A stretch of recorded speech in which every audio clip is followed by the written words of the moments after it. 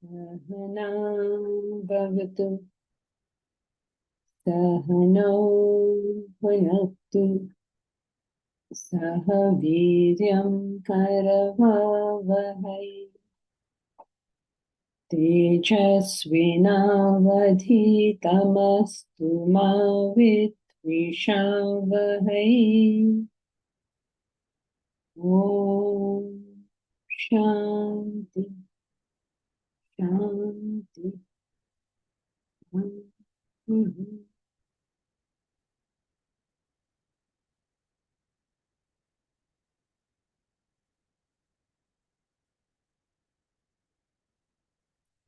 We have been studying the concept of renunciation. Renunciation has got nothing to do with what we do at the physical level. What are our actions? What are our enjoyments? All this has got nothing to do with spiritual life. So we sort of understood who is a materialist. Excuse me.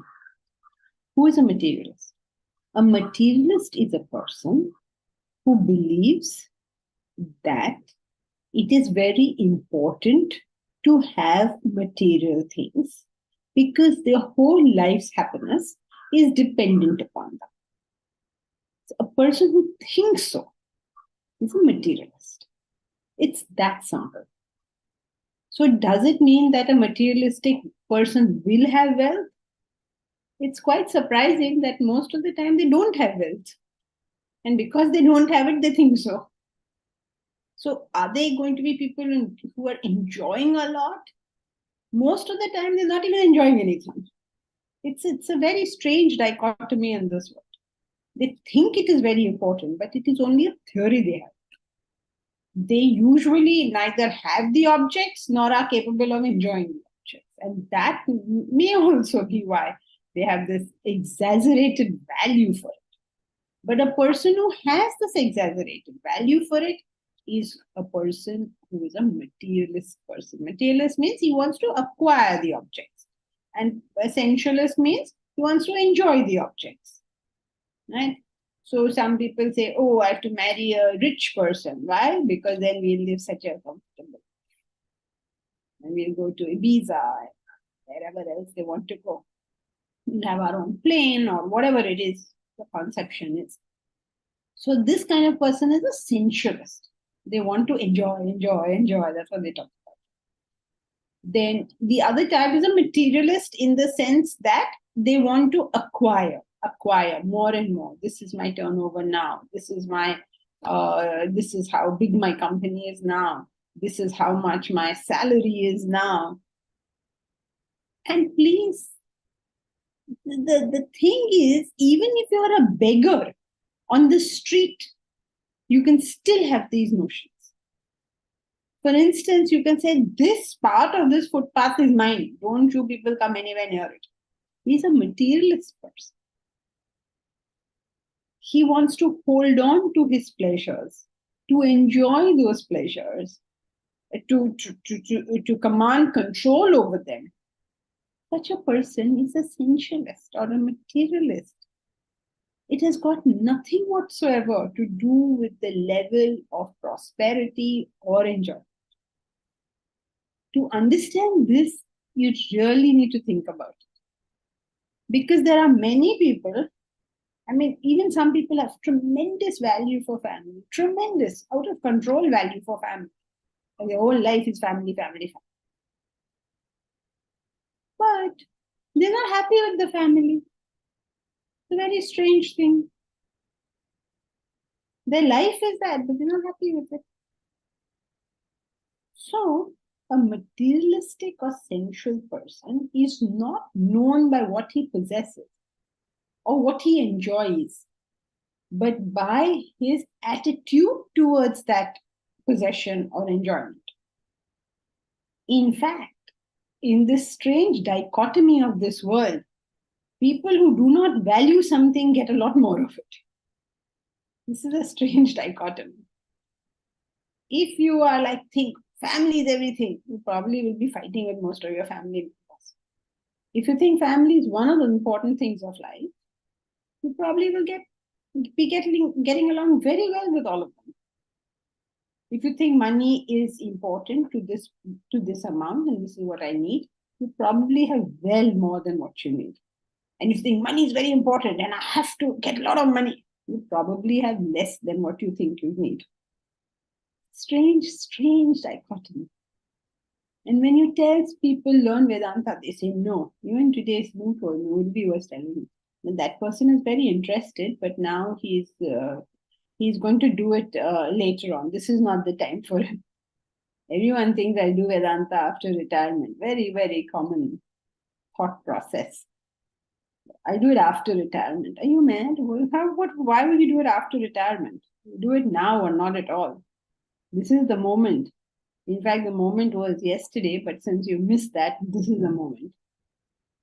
So all the time, people think about their material life and mess it up. And spiritual people put the right value to it. They understand it's just one of many things that life has.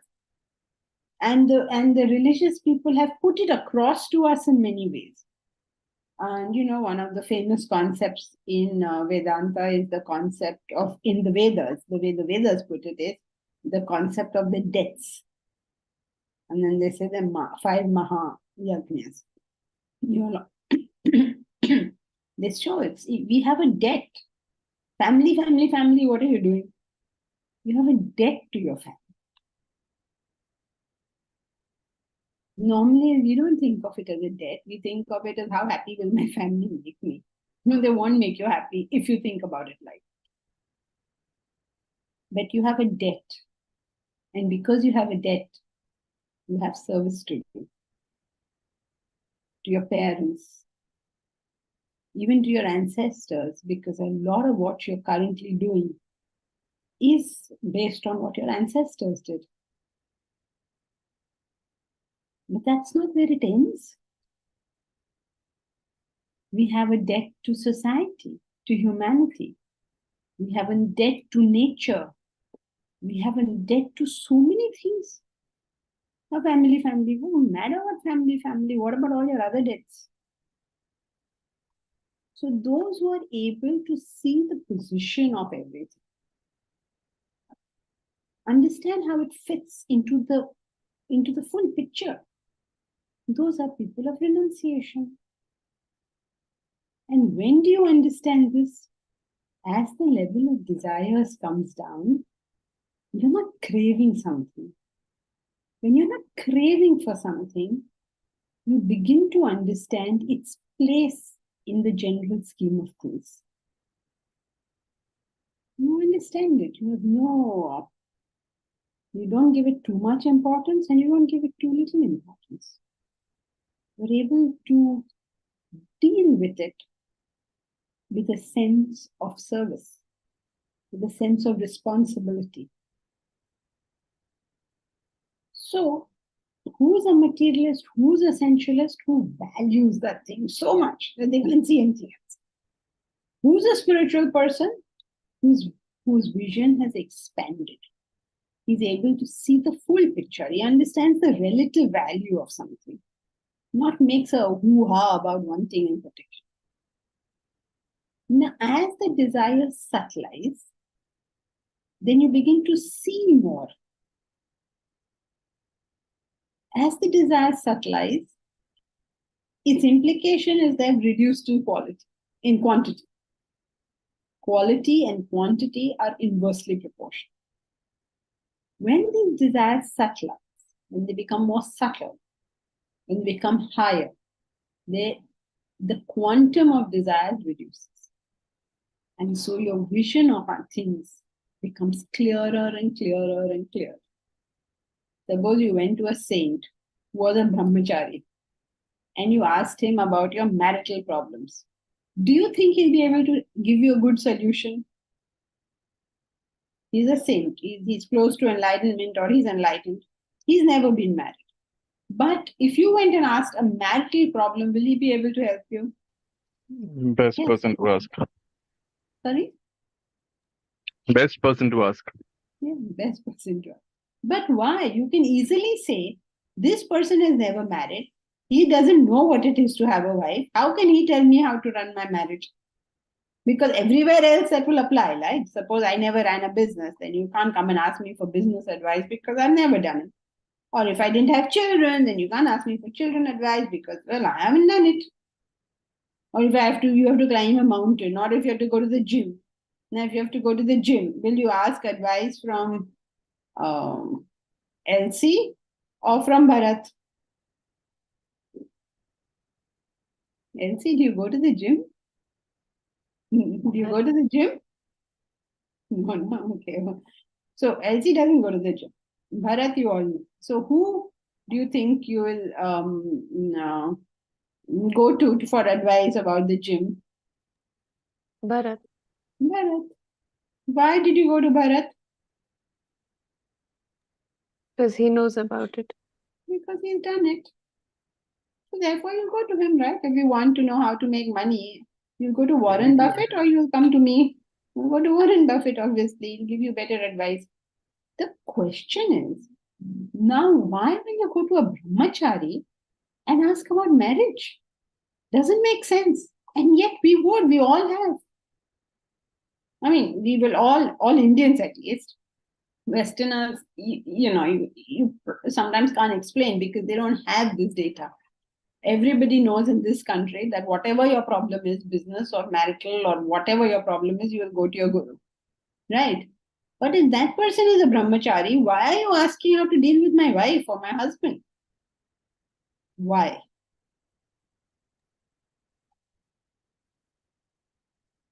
Okay, Asha, he has objectivity, but why?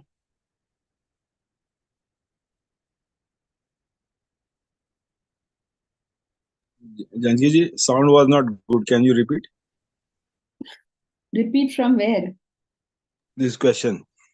This question. Okay, so if I want to know something about the gym, I will go to Bharat, not Elsie. If I want to learn something about, I don't know, investments or something, I will go to Warren Buffett.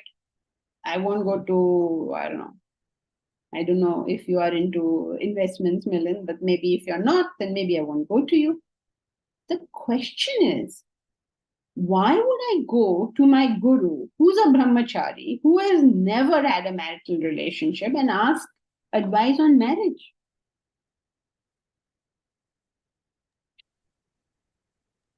Because his subtle intellect is developed. He can answer anything. For him, there is no problem. He can tackle any issue. Yes, okay, but it's nothing to do with his subtle intellect because he has transcended lower desires. Yes, Sheetan? Yeah, Janki ji, I was just going to say that he's not materialistic and his desires are not there. So he'll be able to give us the right answer. Very good.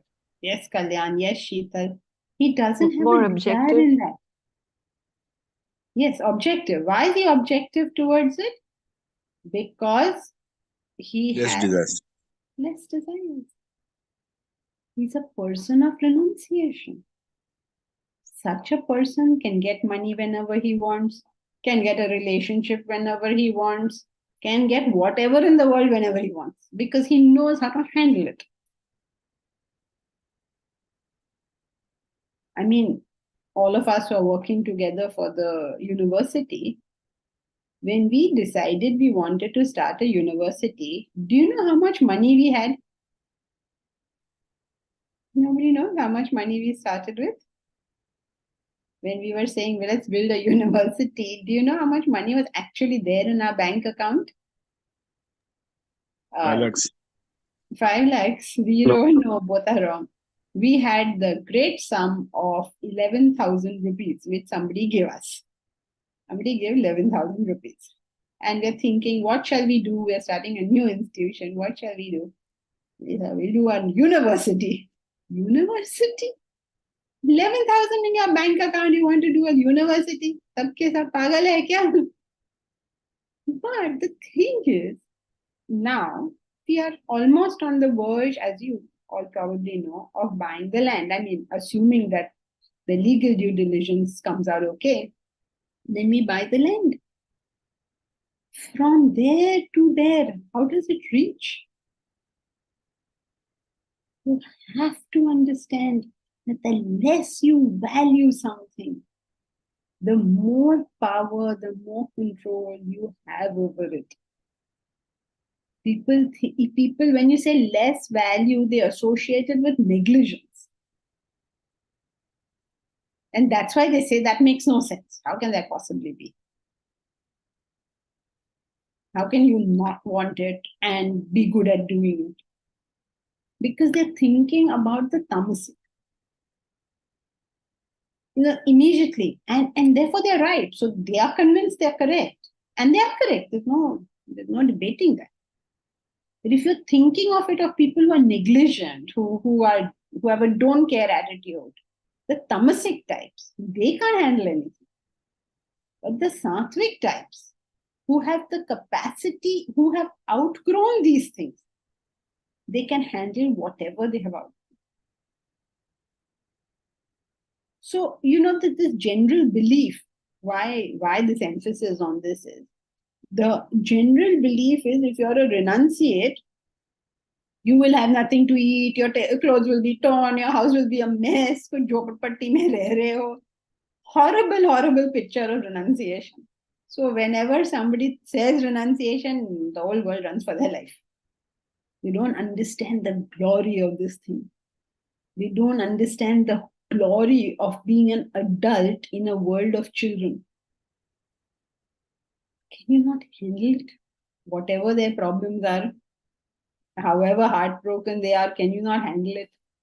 One child has broken one plastic toy. Do you not know what to do with that? You know how to handle it because you're a grown up in a world of children. And does it mean you take a very superior stance and you say, oh, I'm so much better than all you children? Does any adult talk like that? Who is the one who will say, I'm so much better than you children? Be another child. Because within them, they will have competition. No? Someone will say, I'm more mature than you. Within them, they have this competition. Does a adult have a competition with a child? I'm more mature, I'm more rich than you. And don't talk like that to a child. So when we develop, when we attain this wonderful, state of just being a mature individual, our vision has expanded. We understand the ground realities as they exist. Everything you touch will become successful. Everything you touch will be a value addition for nobody knows how many people. People keep asking this question. You're building a university. It's going to cost over 100 crores. But you're saying only 200 people will come. So what? That's too high a price for 200 people. No, it's not, because every one of those 200 will influence, we don't know how many people. One person learns Vedanta. You don't know how many people benefit out of it. Like as we are in this class, even if it's an online class, because I know many of you, I know what you all have done for others. And that's very inspiring. How much you all have done for others. I've heard your stories. I know how many people have benefited because one person decided to improve themselves. So the returns on this is something fabulous. But who will see that? Only somebody who can see some ground realities. So being materialist, being sensualist, is valuing those things. Doesn't mean having them or not having it. Because poor people can value it and rich people can also value it. The poverty and the richness is not going to determine this. But the value that you place on it, not what you have learned, not what people tell you, not what your guru has said, not what the Vedas have said, not what Vedanta has said, but the way you actually see it yourself. Yes, Kalyan. Yeah, Janki ji.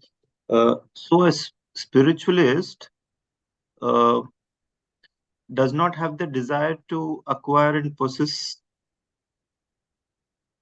He doesn't have the desire to acquire and possess, means his thinking is all goal related.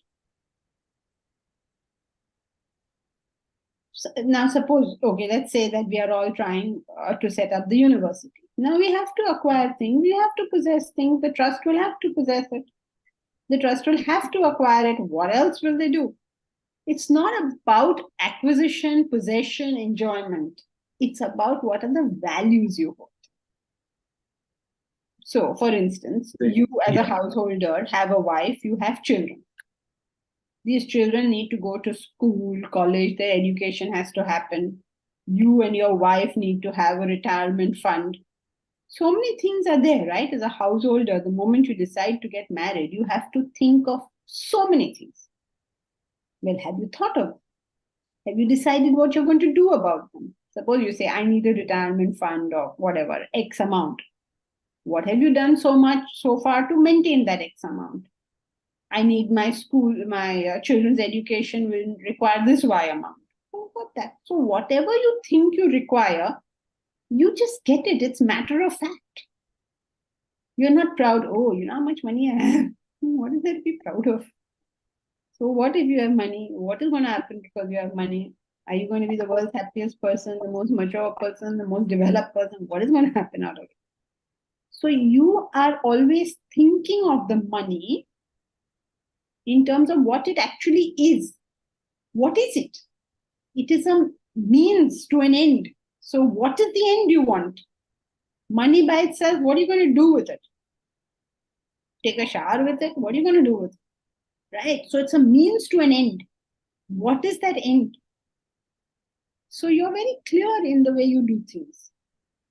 Say, okay, I require therefore X amount of money. What is the most efficient way for me to get the X amount of money? I get the X amount of money. This has been put on a, what should I say, on a sort of course, cruise control. And now my mind is free to do more important things. But if you don't value it, then how will you sort of acquire it? That's where the issue is. It's not don't value it. Remember, that's called negligence. If you don't value money, you're being negligent.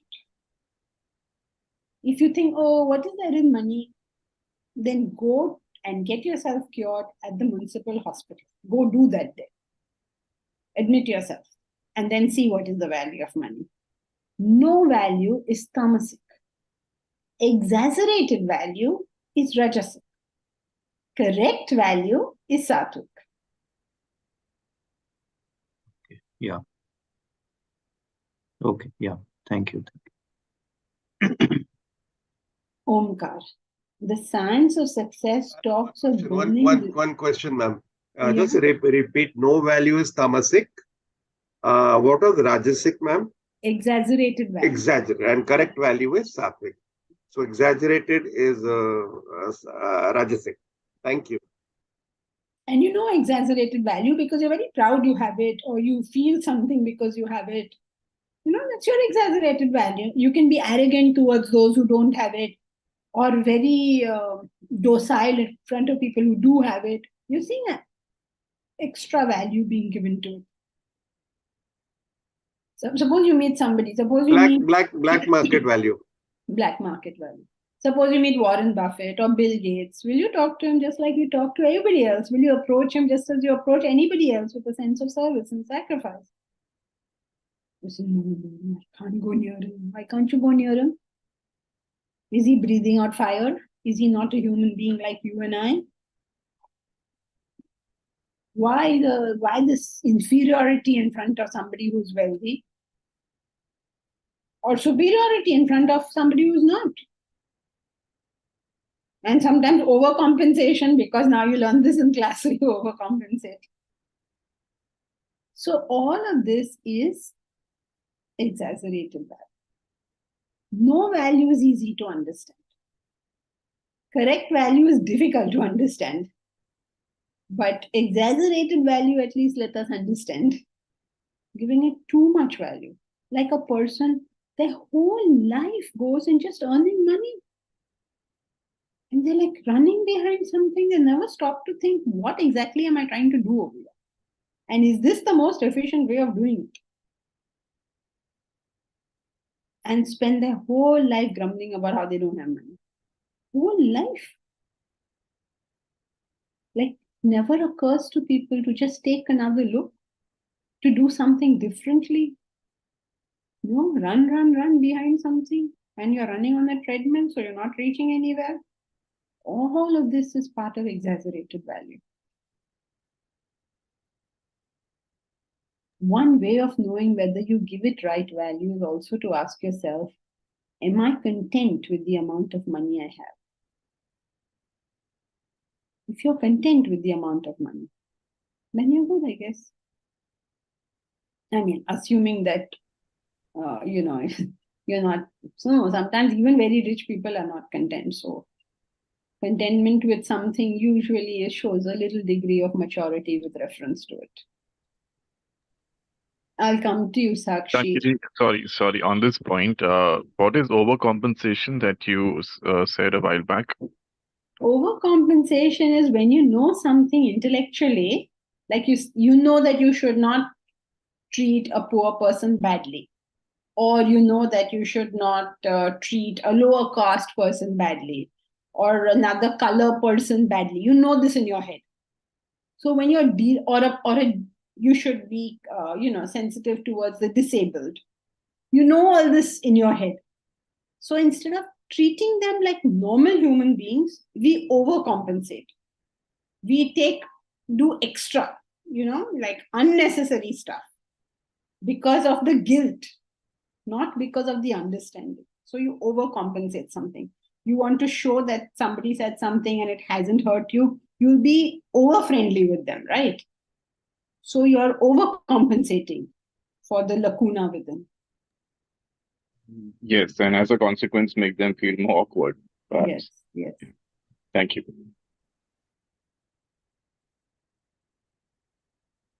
Omkar, the science of success talks of burning desire as the most important ingredient for success in that arena. Did they get it wrong?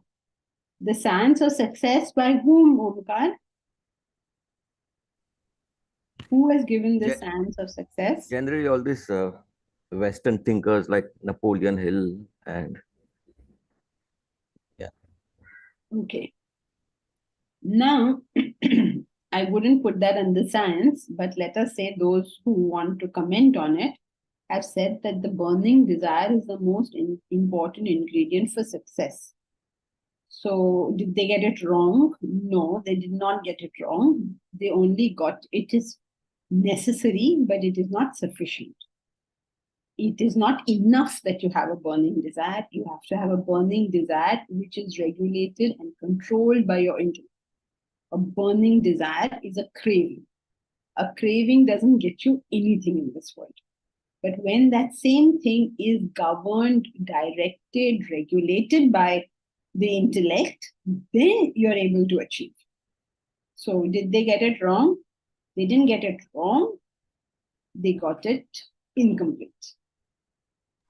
But in our answer to the, in our analysis of why a hermit or a saint is a better marriage counselor, we seem to have concluded that because they don't have a desire there, right? So desire seems like a disqualification rather than a qualification. Read your question and read yours and repeat your clarification. Okay, I'll read your question for you and I will repeat your clarification for you. Okay, listen carefully. Is the burning desire the most important ingredient for success in that arena? Your clarification. How does the sage give good advice in that arena? Okay. The arena is the key word. Yes, because you're going to do those things. If you're going to do it, how can you do it if you don't have a burning desire to do it? But to give advice on it, you just need objectivity. He's not going to go and get married because he knows how to do it. It's not even a challenge for him. It's like, I don't know, you playing with a Barbie doll or something. Would you ever do it? It is no challenge. Why is marriage interesting? Because there's a challenge. You have to sort of figure out how on earth to make this thing work. But when there's no challenge and you can so easily deal with people, there's nothing in it. So he's not going to go and become successful in that field. He's merely telling you why you're not successful.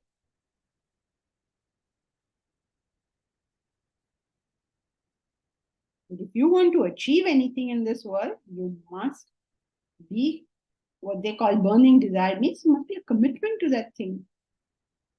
You cannot say, I think it's a nice thing to achieve. No, this is my commitment. This is what I'm doing. And this is what I'm going to get. And to get that, these are the actions I'm going to be taking. And to have a constantly alert intellect that you can do course correction as you go along. Success is a matter of work. Work has to be right if it has to bring the success. For that work to be right needs the intellect. But you'll do nothing unless you want to get that in the first place. Yeah, so burning desire is in a way commitment. Burning desire is you really want to do it. Therefore, you made a commitment. Therefore, you're getting your actions right. But if you just stop at burning desire, now everybody has burning desires. They don't achieve anything in this world. Oh, I want it. What? You're not going to get it by saying I want it. But you need that. You need that. You need, what should I say? You must want to get that thing. Otherwise, why would you work for it? So if can I conclude it this way, that desire hampers objectivity, but desire gets you success. So objectivity is not important in success? No, of course not. Objectivity is not dependent on the degree of desire. Objectivity is dependent upon whether your intellect functions. When you don't have a desire, that's automatic. When you have a desire, you have to put in effort. These two are independent faculties a human being has, right? The mind and the intellect. Suppose the mind's desire in something is very low, the intellect automatically sees it for what it is. But when the desire is high, the intellect has to put in additional effort. But they're two independent faculties. They've got nothing to do with each other. Nothing to do with each other means they're two different ways of thinking. You have them both. Okay, I got it. Thank you. Thank you. So I don't know how we got onto that. So I hope that the point is clear that when you also, so suppose a person wants to make a lot of money, right? And his whole life is around that. Then he will struggle for that. But Mother Teresa also requires to make a lot of money, because if she doesn't have money, how on earth is she going to feed the poorest of the poor? Everybody's not going to give her free food, right? So she will have to acquire the money that is required for the purpose she wants it for. But for her, it will be more matter of fact than this person who wants money, money, money. Yes, Sakshi. Ma'am, like you said, money is a means to an end. So given that, what is it that we're trying to achieve in life? I mean, because, every achievement at the end is like, I mean, if it is materialistic, it is quite meaningless, kind of.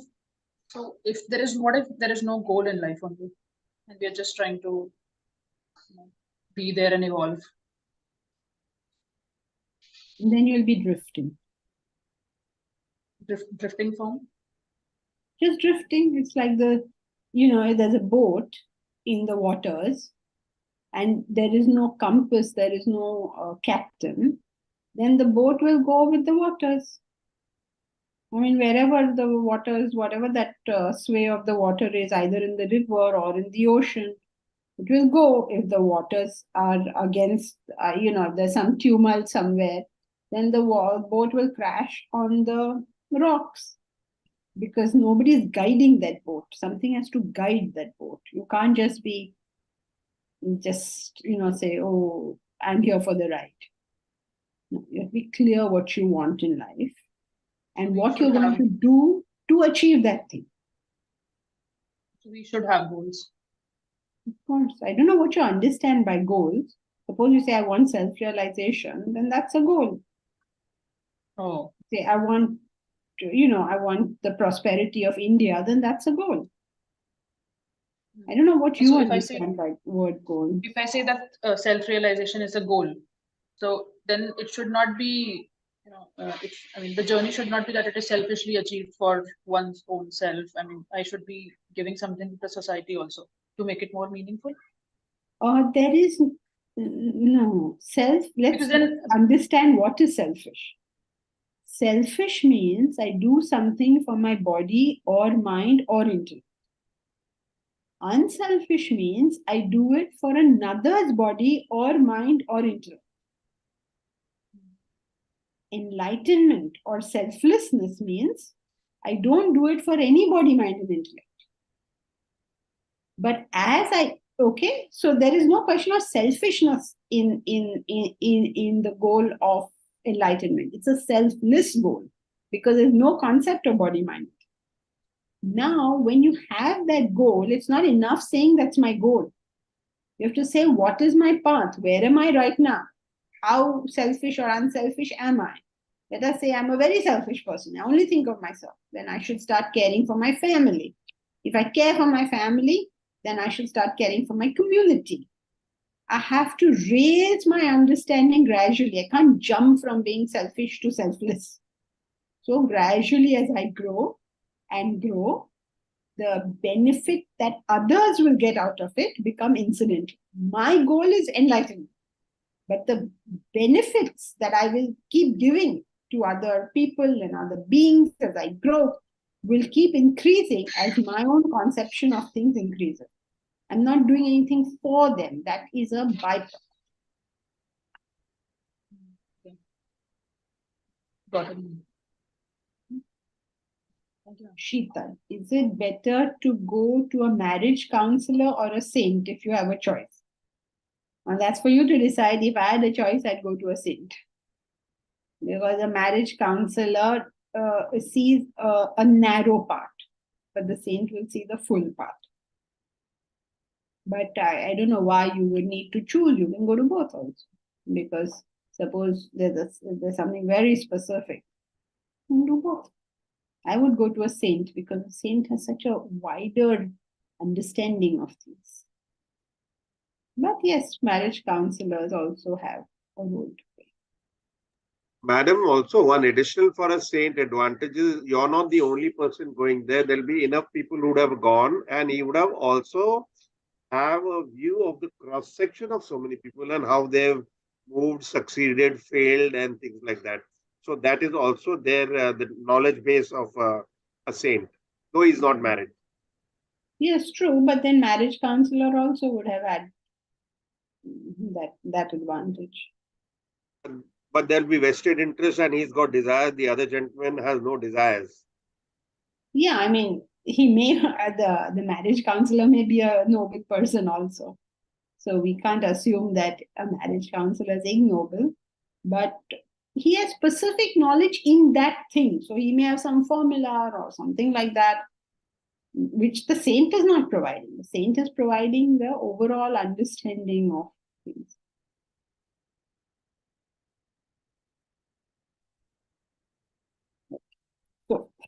So is this clear that renunciation is reduction of desires, is growth? Do not please be frightened of growth, because growth doesn't mean that all your other things will become a complete mess, but it will become like you know how to do a child's math problem, no? Suppose you had to give first standard exam, will you not do very well in it? So don't worry, how will that happen if this happens? When you grow up, this gets taken care of beautifully. In fact, it's no longer a challenge to you whatsoever. Okay? No value does not mean non-possession. When you say, I don't value that thing, doesn't necessarily mean you don't possess it. By no value, I mean no exaggerated value. When you do not have exaggerated value, doesn't mean you don't possess it, doesn't mean you don't enjoy it, doesn't mean that you run away from it. Are all these 3 points clear? Does anyone have anything not clear about these 3 points?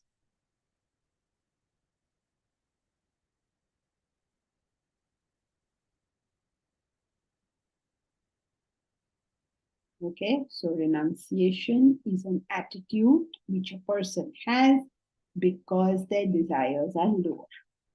Because their desires are lower, they see things for what they are.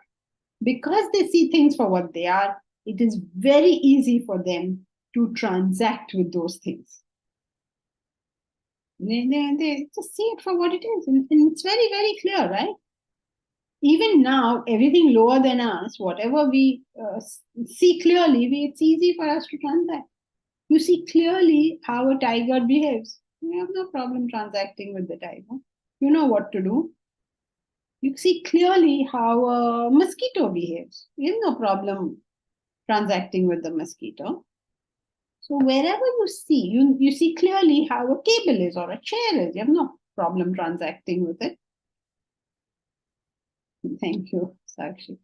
No problem whatsoever transacting with it. So as desires reduce, you see it clearly, your transaction with it becomes perfect. Because it is perfect, achieving success in all those areas is child's play for you. Okay, all good? Okay, so who will read the next paragraph?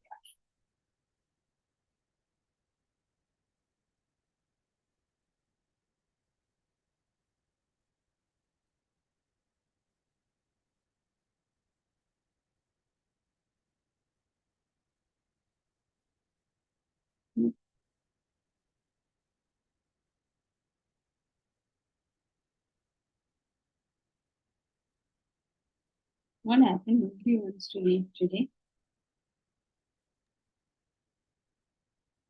Yeah, go ahead, Elsie. But you have to unmute yourself.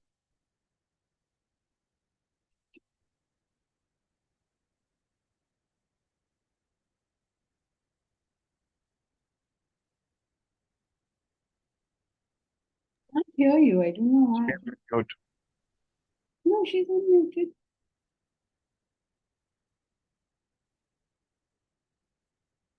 Can't hear you. Renunciation is the Yeah. renunciation is the measure of spirituality, the yardstick of spiritual evolution. As an aspirant evolves to the higher, subtler realms of his personality, he becomes freed from the lower, grosser levels. He no longer identifies with the grosser. He grows out of the desires associated with them, in effect renounces them.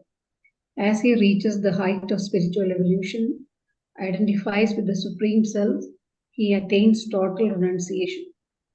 When his desires completely fall off. Renunciation is growth and getting free from the lower desires.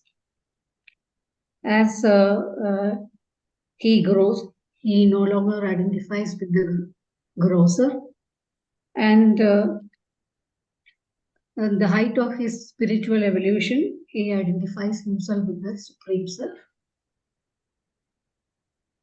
So, how do you measure your spirituality? It is your renunciation. Means how much are you renounced from?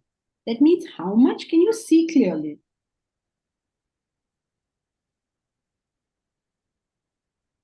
If you can't, if you still crave it so much, then it's not that you shouldn't crave it.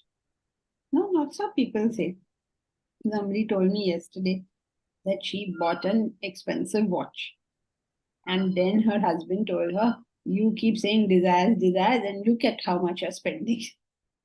This is a very typical comment from family members who believe that if you are in Vedanta, somehow you should never buy something expensive. But who gave any such definition that you should never buy anything expensive? And if you buy something expensive, that means you have very high desires. Firstly, I don't see how that's possible. Just because you buy something expensive doesn't mean you have very high desires. But let us say, for argument's sake, that you do have high desires. What is the use of telling somebody who has high desires, you have high desires? Okay, I do so. I mean, like, what's the point? I am what I am, right? You cannot expect me to become something else. So Vedanta is not against having desires. Please get this straight. Vedanta is not given an instruction that you should not have desires, because such an instruction is ridiculous. It makes no sense to tell a person who wants something that you shouldn't want it. What is the meaning of that? That's absolutely silly. We are only seeing what we want and making an assessment of where we are. We are not fiddling around with it. For instance, suppose you're driving your car and some lights start flashing on your dashboard. What will you do? Will you open up the dashboard and start figuring out why are those lights flashing? Will you do that? You won't, right? Because you know this is a symptom of something else. You don't have to, if the dashboard is flashing, you don't take a screwdriver and open up the dashboard. You go and figure out why is this, what is wrong with the engine or whatever inside the bonnet, right? So similarly, when you see these agitations or these expenses or whatever else, you only use them as your yardstick. Okay, so this is the situation. That's it. This is the situation.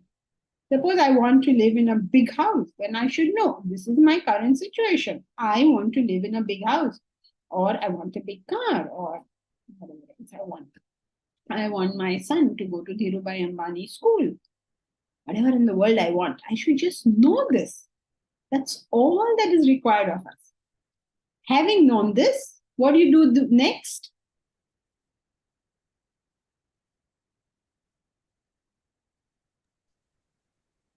You You Try write to with figure it. out how to go You about act on it. Well, work for it. Don't pretend, oh, my desires are so low, I don't want anything. Don't do silly things like that. Go and work for it. Figure out how best you can achieve it.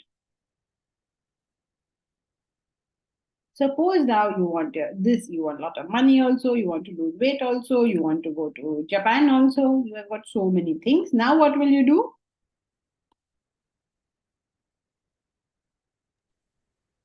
Start with the most important for you. Very good. See, Vedanta is so commonsensical.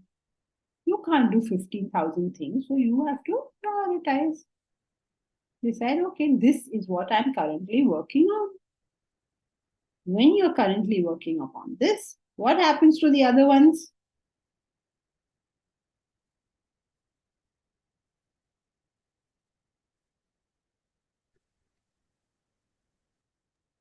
If they are lower, they fall off. Yeah, so you've got two options. Either they stay where they are or they fall off. But first, begin with some goal at least, so that other desires, whichever can get subjugated to it, get subjugated to it. And the interesting thing is sometimes as you are pursuing a goal for any X thing, whatever you have in your mind, sometimes the other things in due course also get satisfied. Which, you had smaller things for. You get satisfied. They fall off. So many things gonna keep happening. Set yourself in some direction. Yeah, Uttara. Uttara, you have a question?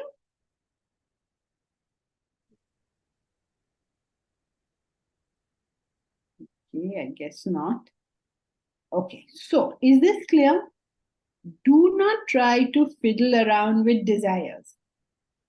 If at all you have to do something for the reduction of desires, what do? Take up a higher. Have a higher desire. So if you say I would like to make money, suppose that is your desire, then now how do you take up a higher desire?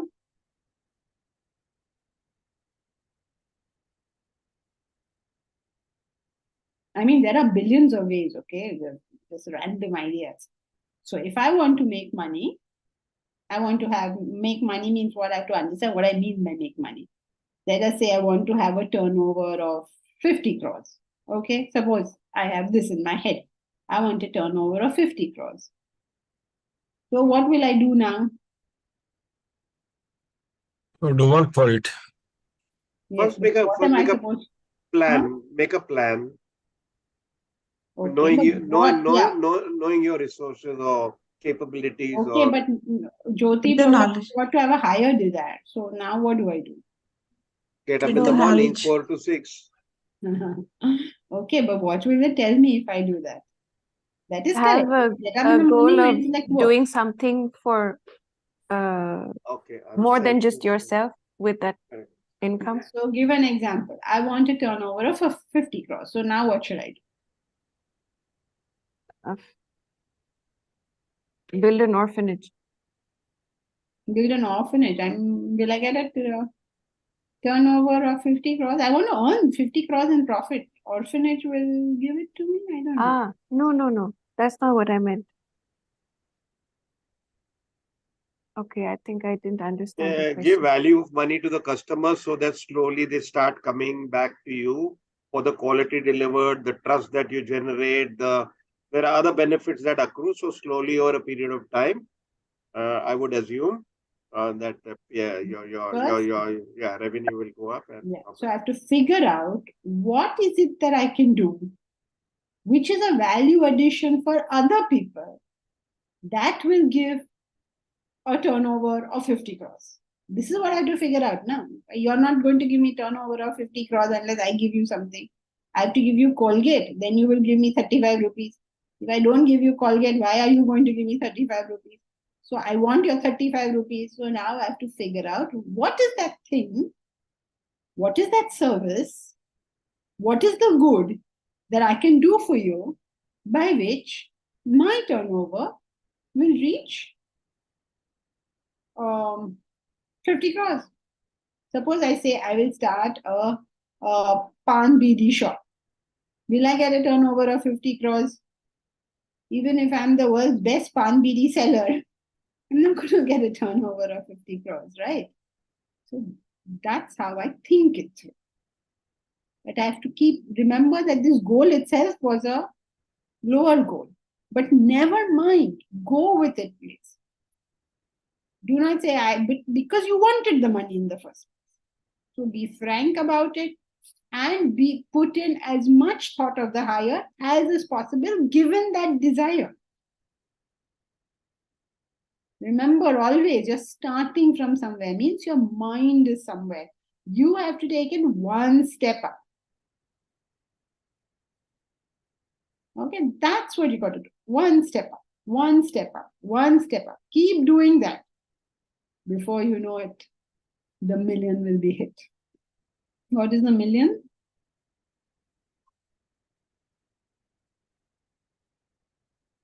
What is a million in our context? Self-realization. Self-realization. Now don't say I want to make $1 million. That's not what you're talking about. You hit the million means you hit self-realization. Okay. Uttara, can you hear me? No, couldn't hear anything. Why do we need to study Vedanta? What can be served by common sense and psychology or regular disciplinary habits? Why do we need study of Vedanta? What can be served by common sense and psychology or regular disciplinary habits? You mean, why do we need to study Vedanta? Common sense and psychology and discipline will do it. Is that what you mean? Yes, Janki ji, can you hear me now? Yes, I can hear you now. Yes. Why do we need to study Vedanta? I asked you that time when you were giving the example that, okay, I want to do all the different things. So then what do I do? So what I prioritize. So why do I need Vedantic knowledge for deciding what is my priority? Because, what shall I say to that? Because what is that neither is additional common touch sense, by nor is Vedanta? psychology, nor regular discipline something that anybody is born with. You have to cultivate it. And how do you cultivate it? Vedanta will help you cultivate it. But there are some people who have common sense, understand psychology, and are disciplined, but they have no concept of the higher. So that also has to be cultivated. The sense of giving, the sense of service, the sense of sacrifice, all that has to be in your list also. So there's common sense, there's psychology, there's discipline, there's higher. And then once you achieve this, you realize they're all the same thing, really. Yeah, so that's what my question is, that everything boils down to simple living, isn't it? Vedanta, we are saying, but it is just simple living. Like, what is the goal of living? Of course. But that is what Vedanta is, a technique for living. That's what we started with, right? That's what we started the book with. But who has this technique? Nobody has it. And you say, yes, be commonsensical, but then you think all your conditioning is common sense. Yeah, you know, okay, Mark thank you. Twain said. So I am like, I'm just wondering that because when we cite some examples like this, people do argue, now then for this, why do I need to study Vedanta? So then what do we answer? Like, even sometimes even I'm baffled. Hello, if anybody wants to improve in these things, they study. If they don't want to improve, you say whatever in the world you want. They are not going to do it. You know, the world, I'm beginning to more and more think this thought now. The world can be divided into two categories of people. Okay. Those who think this is good stuff and those who think that this is waste of time. Those who think it is waste of time will not do it no matter what you say to them. And those who think it is good stuff, they will do it. Even if you speak of it badly, they will still understand what you're saying. So now there is no point convincing this other section. You have gone on, you have also been part of fundraising, you have also gone and tried to do part of the campaign. There are some people, they will not understand a word of what you're saying. And there are some people, even if you put it badly, they understand what you're saying. So do not try and tell anybody anything. You understand for yourself, do I want to get better than where I am? If I wish to get better than where I am, then what method do I have to do this? How will I learn it? Who will tell me this? So everybody has a certain level of common sense, a certain level of understanding of psychology, a certain discipline. We all have it, certain higher values. We all have it. But now if I want to get better, if I'm interested in self-development, how am I going to do this? I'll stay with whatever I have. If you want to get better, the examples are given because the examples have to elucidate something. So examples are always given in things you already understand. So that from what you already understand, you try to understand what you currently don't understand. So all examples will be very easily understood because that's their job. But to understand from the example, the point, that requires morning study.